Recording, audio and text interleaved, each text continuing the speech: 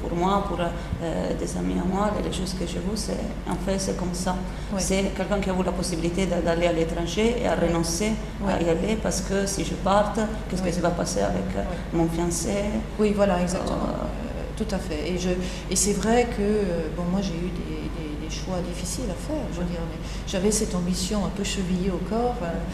Je voulais vraiment être chercheur, avoir une vie de chercheur. Bon, peut-être que j'avais cette prétention un peu avec l'exemple de Marie Curie, je ne sais pas. Je veux dire, c'est quelque chose qui pousse dedans. C'est quelque chose qui pousse. C'est un ressort qui pousse.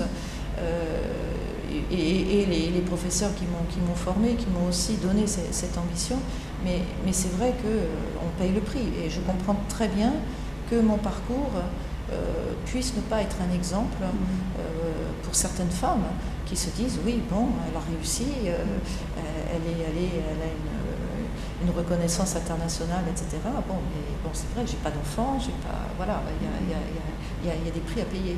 Et de ce point de vue-là, j'admire énormément les femmes comme Milly Dressel-Haus, comme Marie Curie, etc., qui ont réussi à avoir une vie de famille aussi.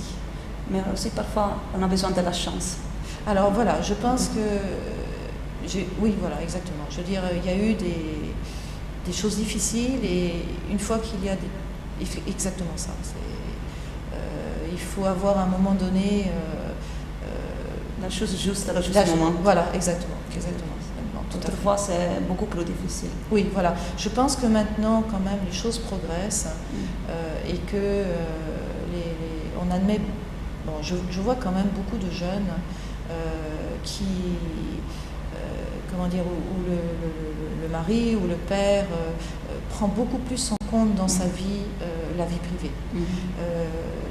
J'entends de plus en plus des jeunes pères en disant non, je ne veux pas travailler, je ne veux ce jour-là, par exemple, des fois on doit se déplacer le dimanche, ou non, je n'irai pas à cette conférence, ou je n'irai pas à cette réunion parce que je dois m'occuper des enfants, parce que j'ai ma famille.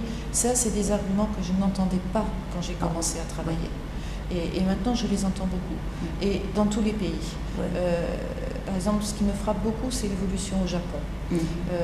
Récemment, j'étais en contact avec des Japonais, un jeune père qui hésitait à venir ici.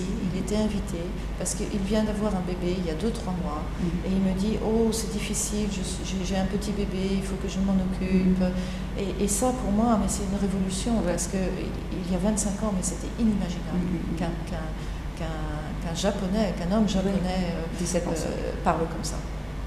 Donc ça, c'est très positif. Aussi, il y a de l'espérance que les choses vont améliorer pendant le temps. Oui, mais il faut continuer à se battre. Je veux dire, quand je vois les difficultés qu'ont les jeunes femmes en fin de thèse, je me dis qu'il faut se battre, et pas seulement à ce niveau-là. En sciences, en France, les femmes arrivent à avoir des positions, je veux dire, on voit des femmes au CNRS, etc. Mais quand on monte dans la hiérarchie, au fur et à mesure qu'on monte dans la hiérarchie, il faut se battre de plus en plus. Moi, je vois dans mon organisme où je suis, à mon niveau, je suis la seule.